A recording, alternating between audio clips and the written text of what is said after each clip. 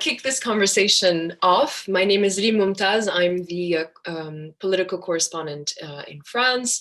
I'm really pleased to be moderating this panel for ECFR. It's titled The Impact of European Policy on the Migration Crisis. And with our panelists, we've decided we will look at EU migration policy and how countries, in the Levant, in North Africa, in the Sahel, and in the Horn of Africa have been affected. So it's not just sort of the European perspective, it's a lot to do with sort of host countries. Allow me to first do a quick introduction of our panelists, and then we're going to have a quick round of opening remarks. And please do not hesitate to ask questions. If you have a question, raise your hand in the tool, in the chat room, or send a question in the Q&A. I'll be more than happy to incorporate that. I think the more interactive we do this, the better and the more interesting it is. And so joining us today is Thibaut Jaulin, who's a researcher at Sciences Po, and Gerasimos Tsourapas, who is a senior lecturer at the Birmingham University, and Andrew Lebovich, who is a policy fellow at the ECFR. And Thibaut is going to kick us off right now with a bit of an overview of EU policy. Thibaut, you have the floor. Thank you very much, Rym. Hello, everybody. I'm very glad to be participating in this panel, and thank you for the invitation. So I was asked to have a brief overview on the EU migration policy until 2015, and then my colleagues will follow up on that. So of course, and I have just a few minutes to do that, so it's quite a challenge, but so I think I will try to insist on a few points that I think are important regarding the EU migration policy. The first thing I would like to insist on is that it's the long-standing policy.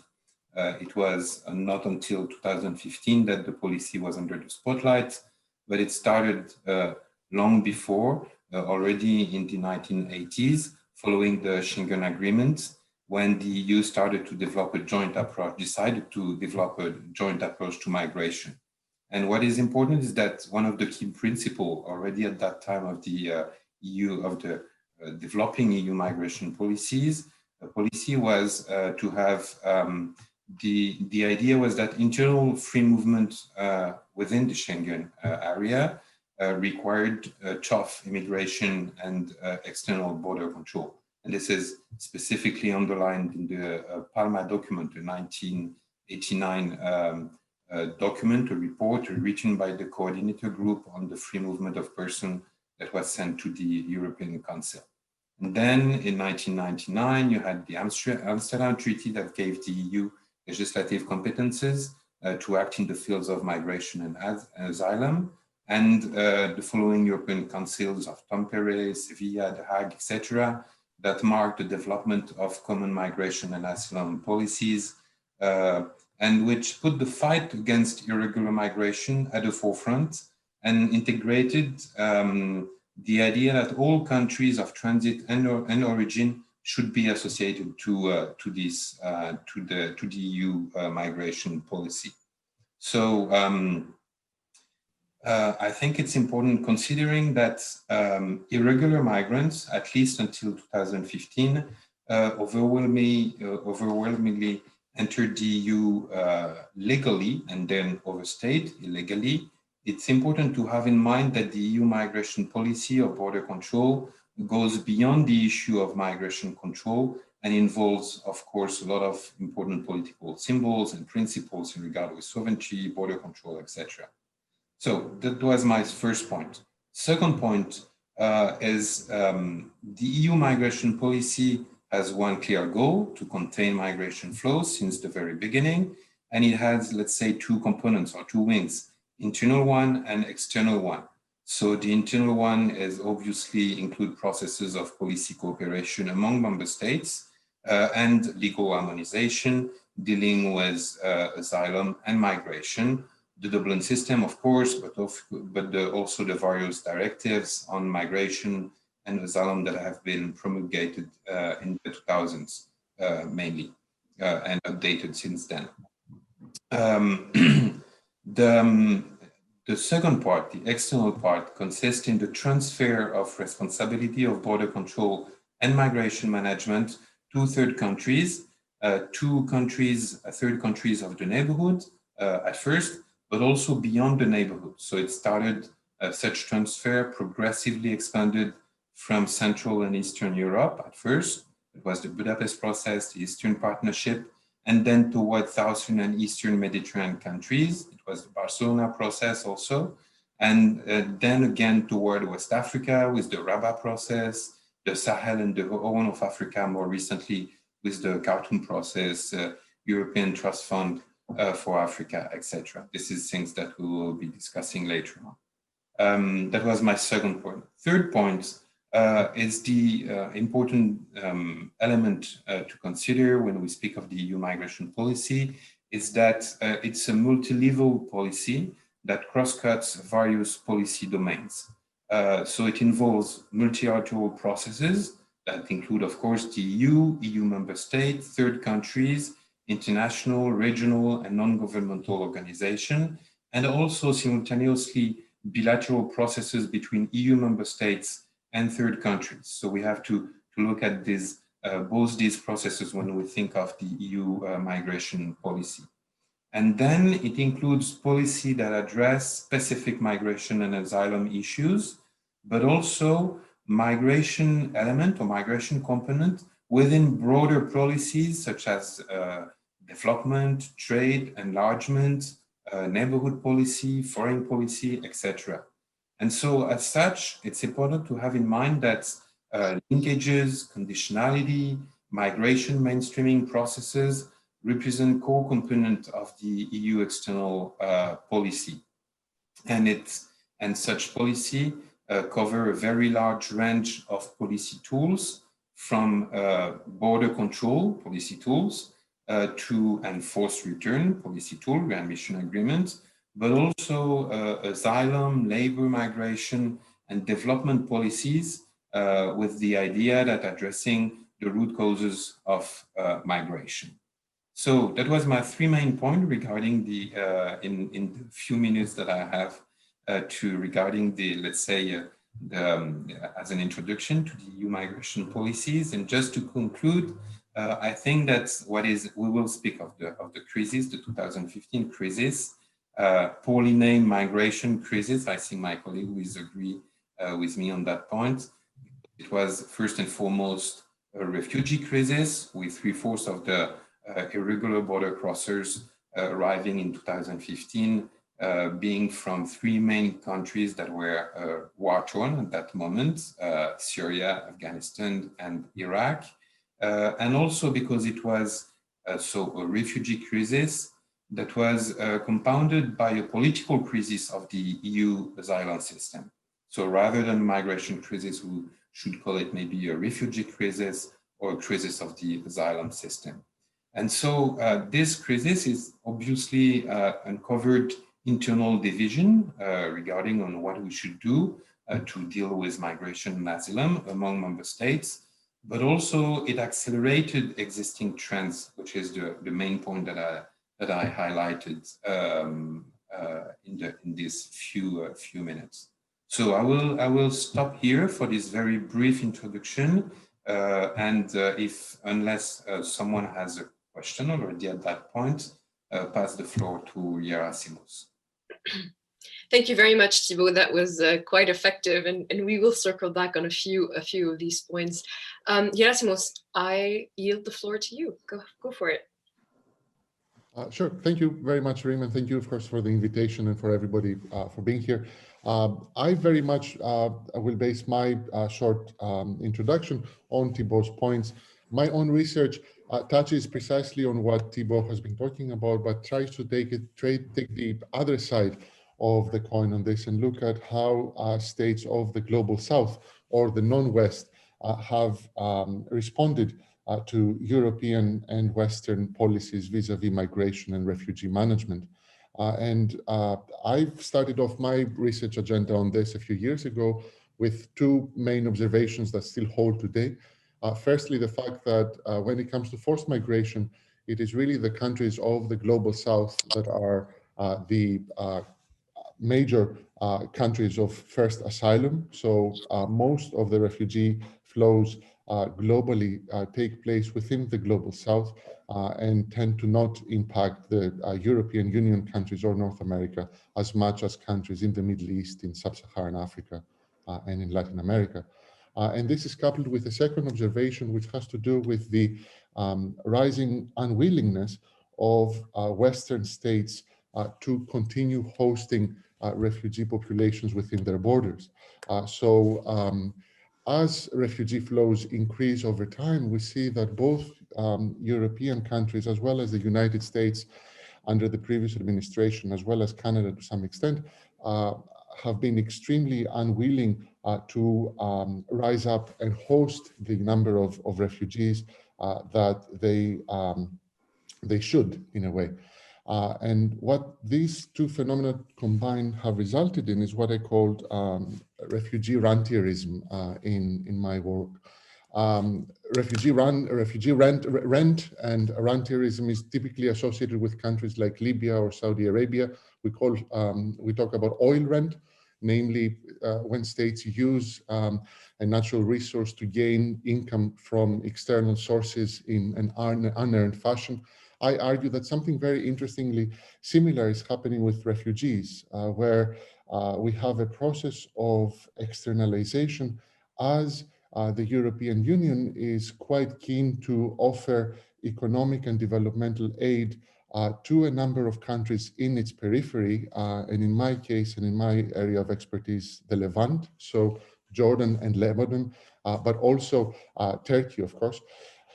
In exchange for these countries continuing to host refugee populations within their borders. So the prime example of this would be something like the 2016 Jordan Compact, in which the EU, a number of international organizations and the Jordanian government came together. The Jordanian government became the recipient of hundreds of millions of euros worth of economic and developmental aid, and it agreed that it will continue to host some 700,000 at least Syrian refugees within its borders.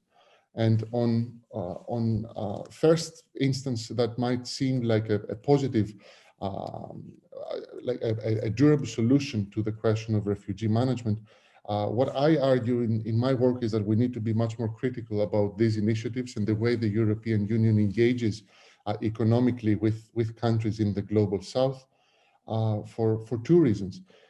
Firstly, because it fits into a broader pattern of refugee commodification in which forcibly displaced communities lose any sort of normative or human rights type of argument in favor of their support and become tied to monetary or economic agreements between states. And this has devastating consequences with regard to how these communities are then dealt with within the borders of each of these countries in the global south. Secondly, a second very peculiar outcome out of this refugee rentierism behavior has to do with the geopolitical aspect of this, or the migration diplomacy component of this, in which migrants and refugees become instruments of leverage, of interstate leverage. And the key example here would be a country like Turkey, which has, under Erdogan, tried a number of times to pressure or blackmail, if you want to use that term, the European Union into a number of concessions, economic, political, or otherwise, in order to prevent migration and refugee crisis from taking place in the European periphery. And all of this is, I argue, is tied to this initial expectation of outsourcing refugee management to countries of first asylum in the Middle East, in the European periphery. I'm happy, I'll stop here and give the floor over to Andrew, but I'm really happy to be here, and I look forward to any questions and to our discussion on all of this. Thank you very much. Andrew, all yours. Great. Well, thank you so much. And thank you, of course, for the organization, Rym, for the moderation of this, and to my fellow panelists. This is already getting a lot of food for thought, and you see quite a bit of commonality, not just in the approaches in different areas, but also in some of the reactions between countries of the Levant and countries of North Africa and the Sahel, which is my specialty. And so I wanted to talk very briefly about the local impacts of some of these policies, because you can split this very broadly into two streams. I think one where the impact on migrants themselves, and this is where I think the Sahel, you can talk much more about migration. It's not as much really the refugee crisis, even though internal displacement is a very big issue. But this is certainly where the question of, a migration crisis, but for whom? Who is the crisis actually about, really becomes very important. And I appreciate Thibaut's point, because this is an area where, even though migration policies have favored a kind of strict control for a long time, the actual crackdown after 2015 has not only had a very detrimental impact on the Sahel and to an extent North Africa, but it's also quite misplaced in many ways, in part because it's not the same crisis that Europe was trying to deal with, particularly facing refugee inflows. And so the first impact has really been, or the first noticeable impact is the fact that much of the work on migration, and both anecdotally and research-wise, that we've seen in the Central Sahel, is really internal migration. So something like 80% of many of these flows are migration flows within the continent of Africa. And so with the very strict crackdown that was put in place, and put in place with the participation and with cooperation of local states, particularly Algeria, Morocco, Niger, Mali to an extent, but especially Niger, which became kind of the poster child for this after 2015, we saw a shutdown of many of the avenues, or the established avenues used for labor migration. And so what this meant was that migrants were either stopped from their journeys or were forced to take often much more dangerous routes. So these are desert roads that are much less regulated, that might not have as much access to water, and where there's much more risk of predation from smugglers and also from bandits. And so this is one area that helped put migrants at much more risk. And then the other aspect of this precarity is that as new routes were created or used more regularly, especially, for instance, as Libya became much riskier, Niger became much riskier, some migrants were moved through Mali and into places like Algeria, that also increased not only the risks of migrants being trafficked in different ways, but also put them in much more vulnerable positions vis-a-vis particularly North African countries. So again, we've seen regular waves of expulsion of migrants from Algeria that cannot be separated from this broader project, and has put migrants, especially from Niger and from other Sahelian and sub-Saharan countries, at a lot of risk, and a risk of precarity and abuse in these systems. And the other thing is that this push for the securitization of migration also undermines other stated EU goals in Africa, particularly the support of African integration. And it also undermines African initiatives, particularly the free trade agreements that have been signed, and the Continental Free Trade Agreement that's entered into force this year. So trying to force and put in place these crackdowns on internal movement in the region also undermines African initiatives, and again, EU support and European support, or ostensible support, to African integration. So this is very detrimental, even to European goals in the region. And then the other aspect of this that I want to get into briefly are the impact on local communities. So the communities that benefited from migrant smuggling, from migrant transport, not just transporters themselves, but also the other industries that sort of sprung up to help cater to migrants. So there's lost revenue in places like Niger that in some places has been replaced, but it's been replaced not by EU assistance, or not really by the EU programming that was put in place ostensibly to deal with this, but in some cases replaced by other forms of trafficking and criminality, in some places by the rise in the last couple of years, especially of artisanal gold mining. And this can be a kind of stabilizing factor. This has helped plug some of the gap in the short term.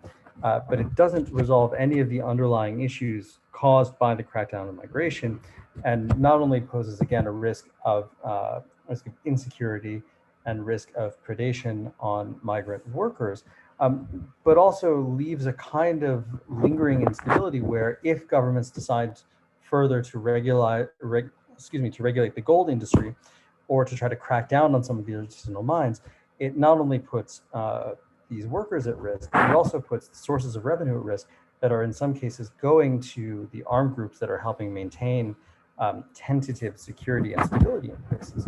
So there are a series of different overlapping risks that come from the lack of regulation of this policy and come from kind of the ad hoc nature in which migration has often been dealt with. And so the other part of this, and I'll end with this because I'm running out of time, is that this kind of lingering instability and the lack of a real strategy for dealing with the after effects of the migrant shutdown also pose a medium-term and long-term risk of undermining governmental authorities, so central governments, but also local authorities. This has especially been the case in Niger, where local authorities, local officials, traditional officials have been kind of the face or one of the implementing faces of government policy. But again, it also risks not only the undermining of state officials, but also the continued empowerment of armed groups, particularly in places like Mali, that can help undermine the prospect for state return in those places and potentially undermine the kind of tentative stability that exists also in places like northern Niger. And so the lack of a real strategy, the lack of any planning beyond the crackdown, and the lack of real implementation have been major issues that are going to continue to impact the region for some time. And I'll wrap up there and look forward to questions. One thing, I think, Andrew, you're touching your mic, and I think it's, I think it might be you. Thank you all three for these opening remarks. I wonder if you could all answer actually one question, because I think there's one sort of common thread in what you all said, which is a lot of criticism for the EU migration policy in different ways and from different standpoints. And you sort of raise different, I don't know if we can call them unintended consequences or perhaps unanticipated sort of policy issues. But I wondered if each one of you could sort of pinpoint what, if they were an advisor to sort of the EU big countries or to the EU in general on this issue, what would you do differently today? You know, this is a big issue. The Portuguese presidency of the EU wants to work on migration. It was supposed to be a topic that the German presidency was going to work on, but then coronavirus happened. So I just wonder if you want to sort of put out your best recommendations out here without going into too much detail so that we could keep the conversation flowing. And just a reminder to our dear viewers and listeners, if you do have a question, either send it in the Q&A or raise your hand in the participant list. All right, Thibaut, you want to start? Yeah.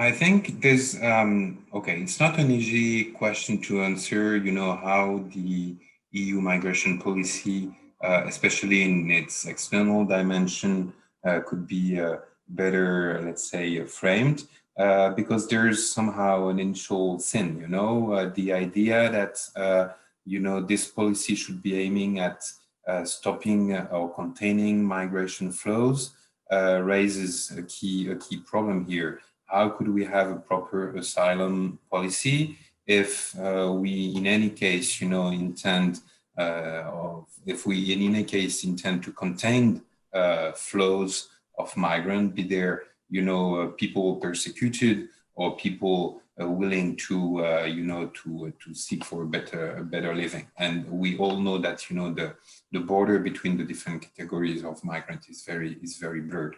So my advice would be to have, you know, a broader, larger, let's say, part of labor migration schemes, in order to facilitate, the venue of people, to facilitate circulation, in order to have, not to have the people being obliged to resort on asylum, in order to reach, in order to migrate. So this is, I think, something that should be, better thought. This is, it will never work if we don't have something apart for a proper labor migration scheme in the EU policy.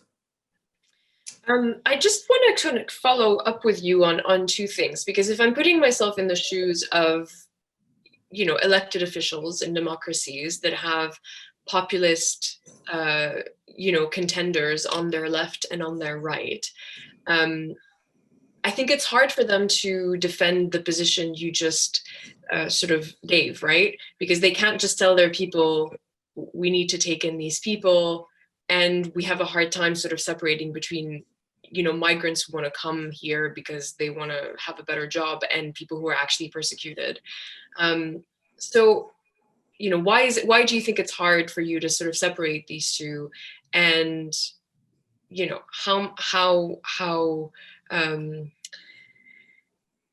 how possible is it for a government to say publicly, we're just going to have to make it sort of easier for them to come here for labor issues, for labor requests? Okay, what I meant is that I think separating as a political leader, I think it's possible to say that you can separate, persecuted people from people that are seeking a better living. And so when you have crises, as the crisis that we had, in 2015, with countries that are war-torn, and obviously we have asylum seekers and potential refugees, that are willing to come, trying to, as some countries of the EU, I'm thinking of Germany, of course, but not only, try to saying that we have a refugee crisis here, and we have both the interest and the moral duty of hosting them. So this is the first, let's say, part of the job, to convince the population that we cannot look, elsewhere when there's a crisis somewhere, especially when it's in the neighborhood of the EU. Second part is, insisting, as it has been done since a lot of time, but you have to continue doing it, saying that the EU economy needs a foreign labor force, and so and it will not work. And I mean, the COVID crisis, highlighted it, that there's a lot of jobs that are, fulfilled by foreign workers. And so we have, because we need the foreign workers, then of course, we need to have policy schemes that allow them to come and to work and to facilitate circulation. So I think there's a number of arguments that are not new, of course, but we have to continue, to put it forward. Otherwise, it's just like, giving up on that, and at the end agreeing, with extreme right or populist or position, and yeah, so we have to continue putting this argument forward. Gerasimos and Andrew, I just want to kind of also encourage you to, I mean, I know sort of there's criticism of the EU, but also perhaps you could talk about what the host countries that you cover could be doing better or not doing as well as they should be doing as well. Yeah, of course. I'm completely in agreement with Thibaut on this, in the sense that the Fortress Europe mentality is quite outdated by now, and the events of the post-2015 era have demonstrated this quite strongly. I was reminded, when you asked this, Rym, of a policymaker in Jordan that I was interviewing a couple of years ago, and I said, well, what should Jordan have done differently in terms of managing the Syrian refugee crisis? And he said, well, that we should have blackmailed Europe the same way that Turkey did. Like, look how much money Turkey got and look how much we got. And this perhaps allows me to be a bit critical in terms of European Union policy vis-a-vis the periphery, and offer a piece of advice that has to do with trying to prevent the diffusion of such migration deals and migration compacts with countries, frequently non-democratic countries as well, in the Middle East, in the hope of preventing large waves of refugees into Europe. I think that's largely problematic, and once you start this, it's going to be quite difficult to stop. But overall, if we think about your question carefully, all of these policies, particularly when it comes to forced migration and refugees, tend to try to fix the effect of the problem and not the cause of the problem, if that makes sense. So we're all trying to contain Syrian refugees, for instance, when it comes to this issue. We're not talking about, what caused the Syrian civil war to begin with, and how did the EU deal with the post-2011 realities in the Arab world. So I think one thing that the European Union can do is disassociate a bit the management of refugees and forced migration and its approach vis-a-vis the politics of the countries of the Middle East. And that perhaps might pave the way for some sort of more durable solution in the future. Sorry, could you clarify that? You're saying they need to disassociate, or they need to associate? Like they need to be dealing with the political causes that have, created these refugee situations? What I'm trying to say is precisely this. So I don't think the EU refugee policy should be dealing with. I believe that the EU refugee policy should be disassociated from a broader sort of thinking or rethinking of how the EU approaches the Arab world and the Middle East more broadly, in the hope of preventing internal conflict, in the hope of preventing civil wars, of fostering democratization. So these are things that need to be disassociated a bit in our minds, I think. That's what I meant. Okay. Andrew? Yeah, I completely agree. And I think also when we see the language that's often employed by the EU about addressing root causes, that's often based in a misunderstanding of actually what causes migration. It gets back to this language of crisis, where, again, when we're talking about the Sahel in particular, or other parts of West Africa and Central Africa, where migration is very much a way of life, and it's a way of dealing with precarity, particularly labor migration and seasonal labor migration. So when you first of all treat migration as something that is to be stopped, or something that only comes about from conflict or from real deprivation, that's the wrong way of looking at it. And then you end up getting solutions that are potentially tailored to European politics, but that are not actually tailored to local needs or particularities. And so that's been one of the key problems. And I also I agree completely with what Gerasimos was saying about the impact of European migration deals on the states that become sort of key migration partners. I'm thinking of Morocco, but also Algeria here in particular, and even more kind of fragmented deals with warlords, for instance, and other smugglers in Libya, where you end up reinforcing these enforcement policies that put migrants at risk, and that criminalize migration, but actually make it not only riskier for migrants to move, but actually end up empowering oftentimes the kind of criminal traffickers and smugglers who we're trying to not empower. And so you end up having almost a paradoxical reaction because of the perceived short-term need to suppress migration, that ends up undermining stability in areas where the EU in particular has said it has an interest in reinforcing that stability and improving stability.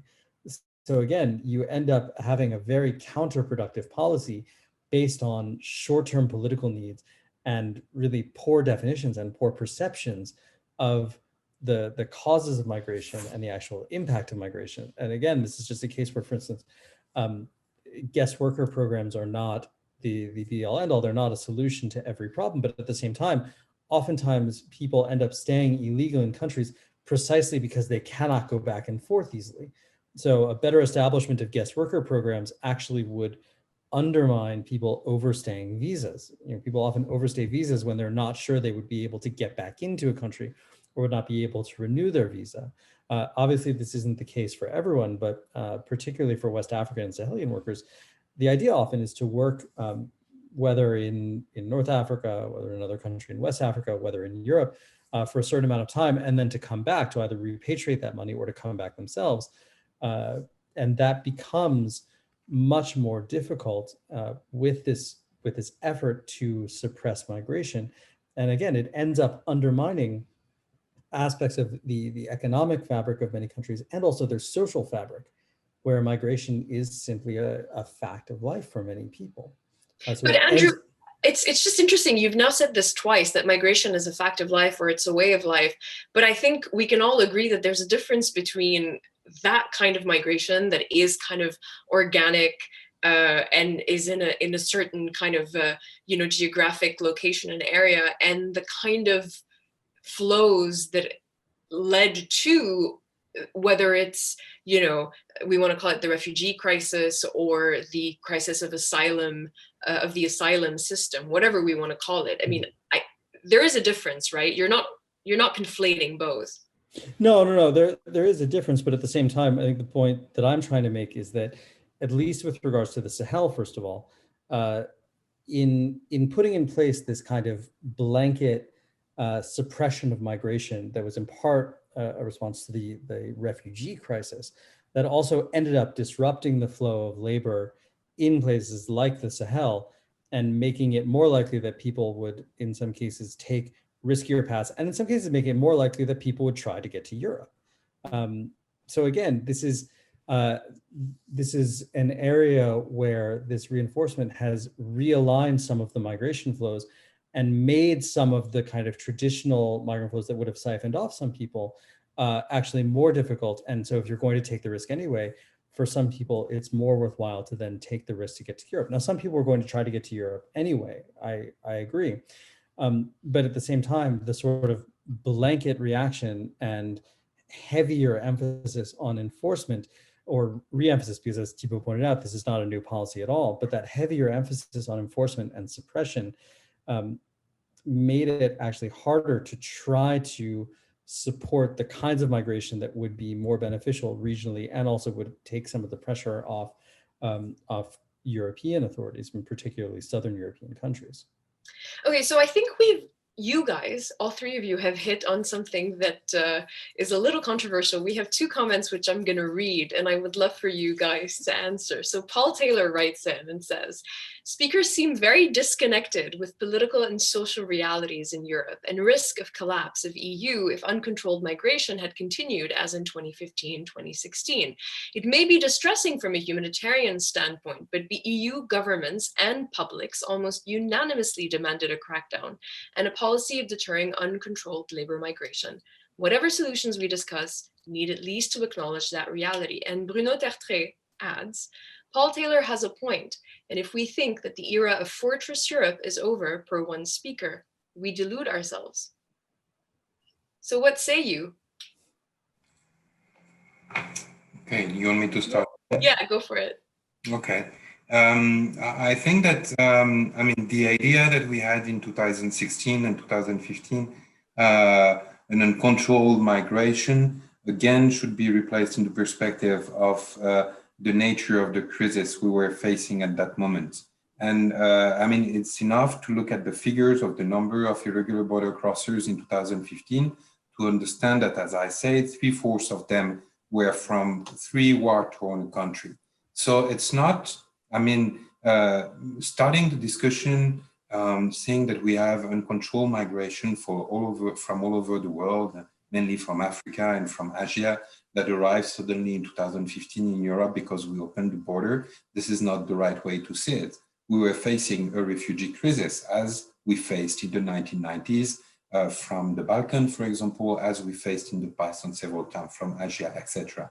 So we also have to acknowledge this, that at that moment, 3/4 of the irregular border crossers, as they were called, were from Syria, half of them, and from Iraq and from Afghanistan. So it's not just irregular migrants, that are wanting to come to Europe to work.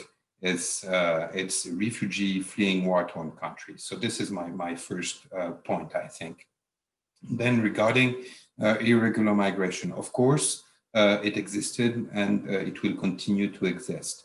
But again, I mean, irregular migration, it's not something that represents the majority of those that arrived in Europe in 2015. And most of irregular migration in Europe is made of overstaying migrants, migrants that overstay their visa, not migrants that are, irregularly crossing the border. So the point here is and it's my last comment answer to that will be connected to the question that was raised by Tobias Schmidt in the discussion, on the impact of anti-trafficking policies, is that if we have all our external policy that is focused on, containing migration flows, we miss a point. The point is the importance of migration, not only for the EU, but also, for neighboring country and the other region of the world. And for example, in West Africa or in the Sahel or, in the Horn, we have country where migration, intra-regional migration is extremely important, both when it comes to IDP, forced migrant, but also labor migration. And the kind of policy that the EU is setting in place since 2 decades now tend to, let's say, to disrupt very much intra-regional migration. And this is not a solution. I mean, we're promoting free circulation within our own, regional organization within the EU, but there's this tendency, on increasing control, giving the states, third countries, the means to control migration within their region, and we disrupt very much, intra-regional migration. And by disrupting or creating illegality, etc., we will create more irregular migration. I mean, it's like for other, social problem that we have. Social problem are created by the kind of laws that we create. We may have a problem, I don't know, with drugs, because some drugs, are forbidden, not because it itself possibly an issue, And so migration also, it's a problem to a certain extent, not because it's a problem per se, but because it's illegal, because we make it illegal. So I spoke a lot, and I will give the floor to my colleagues here to answer that, to discuss this issue, which is very important, of course, and not easy to find a solution. Gerasimos, do you want to take it? Sure. I was just in response to this. I was thinking back on what happened in 2016, and around a few months after March. So in March we agreed to give, what was it? Is it 3 + 3, 6 billion euros to Turkey back then? A few months after that EU-Turkey statement that handed, and beyond this, we're talking about other sort of political commitments about visa liberalization and all of this. A few months after this, we had Kenya, and probably Andrew knows all about this better than I do, threatening to shut down the Dadaab camp, citing lack of funds, saying that, well, we really need more support from the international community, or we can no longer host refugees within that camp. I'm an expert on Egypt, so I spent quite a few years in Egypt. The Sisi regime in Egypt adopted a similar strategy from that point onwards, saying, well, we really need European support in order to continue in order to continue sort of preventing irregular migration to Europe. And this goes back, so my only point in this is that Fortress Europe does not seem to hold as a policy solution when you have so many states in the periphery threatening or suggesting that they will open the borders up unless they get some sort of economic remuneration. And I don't think that's a durable solution, because if you agree, if this is what Rym said, that there is a wave of populism in Europe, at some point, these populist regimes will also catch up to the fact that we can't keep paying third states to host refugees and continue this this line of thinking. So my only point here is that this wave of diffusion of such processes and the fact that the EU seems to think that this is a successful policy going forward is problematic. We need to think about the long-term repercussions of continuing to pay off and not face up to obligations that go back to the 51 Refugee Convention and so on. So that would be my answer to that. Andrew? Right, I think I'll actually start with the with Bruno's point about Fortress Europe not going away. I think those are two separate questions, because on the one hand, no, I agree that it's probably not going to go away. This has been the European approach for some time.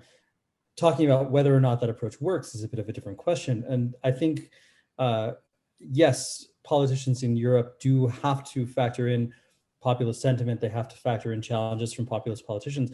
But if we just kind of uncritically accept the populist framing or the populist language about a migrant crisis or about waves of migrants, then you're essentially ceding the political ground to them anyway. So if politicians can't speak honestly to their own people, then they're going to end up losing those political arguments regardless. And as Gerasimos pointed out, this actually creates a kind of geopolitical weakness. If you're going to try to maintain this position, then you're leaving Europe susceptible to the kind of pressure from countries like Turkey, from Morocco, from Algeria, from others that actually undermines European policy in general. And these deals are not necessarily sustainable in the long term. So yes, it is a political issue, but at the same time, this is part of why I think it's important to speak honestly and openly about the different kinds of migration, to not just adopt this language of crisis and this language of kind of unregulated flows of refugees and migrants to the shores of Europe, because it's just not true and it's just not the case. And it ends up making actual policy solutions that are reasonable and productive for Europe, but also for the countries that tend to produce migrant flows. It makes long-term political solutions more difficult. And that, I think, is the point we have to keep in mind, that it's unsustainable for the Levant, it's unsustainable for Africa, and it's also unsustainable for Europe.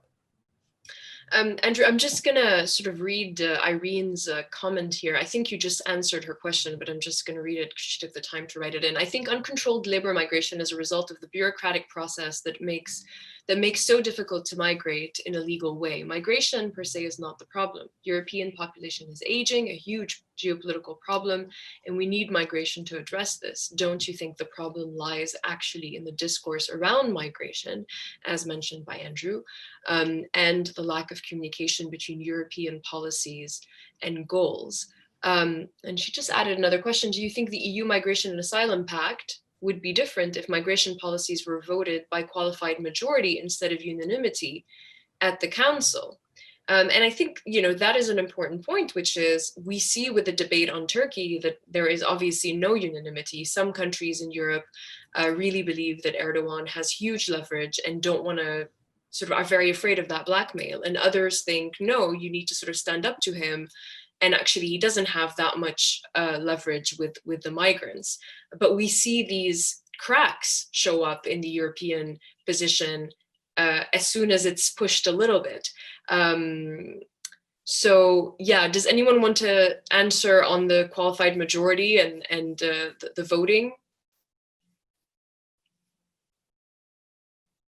No? Okay. What I do want to ask you about is, we talk about 2015, 2016.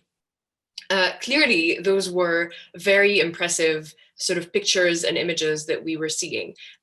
This past year with coronavirus and everyone sort of being confined, et cetera, we haven't seen those kinds of images. In 2019, we saw a couple of boats arrive in the Mediterranean, which again, by the way, threw the European Union in disarray, because there's still this problem with the solidarity mechanism that, governments like France, for example, talk about, that they haven't been able to put in place.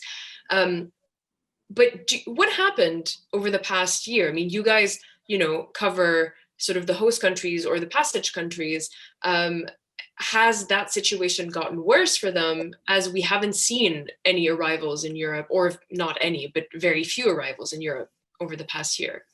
Where are the people? Should I start again? Go for it. Okay. Yeah, I mean, I think the situation is, I mean, I didn't answer to the question about a qualified majority, because honestly, it's hard to tell. And it's just a quick parenthesis here. But again, I think we have a clear framing. The idea that population in Europe would be mostly against, migration or hosting refugees, etc. I'm not sure to agree with that. I mean, when Merkel in 2015, engaged with her welcome policy, the population was quite supportive, and now we have, a lot of also somehow feedback on what happened since then, and it worked out. Of course, there's issues, etc., and problem, but you cannot say that this policy, the welcome refugee policy, was a failure. So just to conclude on the debate that we had before. Now, regarding what is happening now, I mean, it's not only about the COVID crisis, but following the closure of the Eastern Mediterranean route, you had more border crossing through the central route that was closed then, and then there's more, the numbers through the western route are getting bigger. So people are trying to find new ways, to come. Of course, the COVID had a great impact in the, let's say, so-called transit country, but there are also countries of labor migration. I think of Libya, of Algeria, of course. Andrew, you certainly can speak about it more specifically. But it's more and more difficult, of course, to cross over to Europe. But one point I think I would like to highlight is that when you close borders, and this is an ongoing work that we are doing, trying to measure, the impact of policies on flows. When you close a border, there's this idea usually that people will reroute, toward another route. Actually, when you look specifically at figures per nationality, etc., you realize that rerouting represents only a very small minority and only, a few nationalities. Meaning that, and again, we go back to the discussion we had before, meaning when you close a route, you actually stop people, and when it comes to asylum seekers and refugees, I think this is an issue that should be taken much more seriously. It's not that you have people that are persecuted, or that are stranded in, or asylum seekers that are stranded in transit countries, and they don't have any more opportunities, to find, a secure place to live, and this is a serious issue you cannot solve just saying that the European opinion is against migration. It's about international commitments, so international convention. It's about a moral duty, and that this should be discussed much more seriously. So Fortress Europe is of course about the debate about how should we what should we do with migration economically, socially, culturally? We can have this debate also, but it's also about the moral duty of hosting persecuted people. And so, yeah, I will give the floor to my colleagues. I would just add to Thibaut, if I may, Rym, very quickly, that the thing that happened in the last few years, as a lot of us predicted, is that the public opinion and the media have moved on, in the sense that the refugee crisis, quote unquote, is no longer making headlines, even though the problem is still there. I'm Greek originally, and we had one of the worst bouts of cold weather over the last few days. And we see the images of refugees in tents in islands covered in snow are still there. Like the situation hasn't ameliorated at all. And one of the most terrifying things that happened last year, I think, and it was quite a tough year all around, but in terms of the refugee crisis, has to do with Erdogan trying to breach the Evros barrier. The Greek-Turkish border, you may know, is a river. And the Turkish government was accused by the Greeks of trying to create a mini crisis there, sort of busing refugees to the border and encouraging them to make their way to Greece, precisely because the European Union did not live up to its initial promises of paying X number of euros to the Turkish government. And of course, the Greek government responded by shooting rubber bullets on refugees, creating a whole situation that never really made headlines beyond a day or two. And it's really depressing the extent to which an EU member state has resorted to such solutions. So how we lost the high ground on protecting vulnerable people, and we've stooped down to such a low level of seeing refugees and irregular migrants merely as geopolitical instruments or something like this. So I think that is what's taking place over the last few years, and it's really worrying that public opinion doesn't pick up on this as much as perhaps it should. But I mean, right, but isn't that an indication of where public opinion is and how difficult it is to be more welcoming at this stage? I mean, whatever one thinks of that situation in public opinion, isn't that an indication of where the collective is right now for various reasons?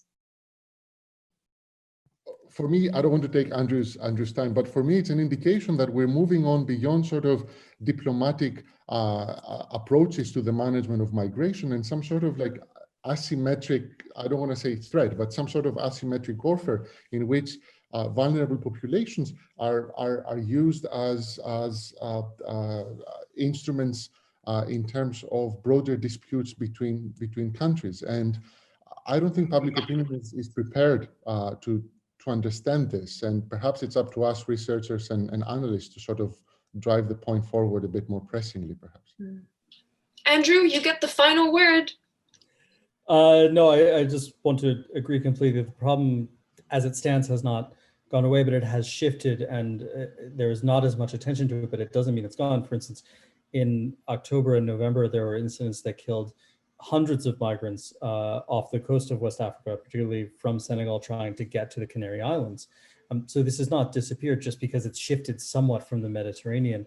And so we do, the point I'd like to make in closing, I guess, since I guess I do have the last word, is that this is a subject and a time for dealing with actual long-term solutions and trying to deal with issues honestly so that we can have more productive movement of people, safer movement of people in ways that, again, that work for both Europe and origin countries of migration and refugees, and that continuing to look at this purely from a perspective of crisis or purely from the perspective of Fortress Europe is, again, detrimental really to everyone. And that's the approach that we have to try to shift. Well, thank you very much, everyone. Really, right on the dot. We were supposed to be done at 5 p.m. There's always a ton more questions that we can all ask about this issue. And I hope we will all be able to have another conversation about this that's slightly longer. Thank you for everyone who also logged in and for everyone who sent in messages and comments. And see you again all very soon, I'm sure.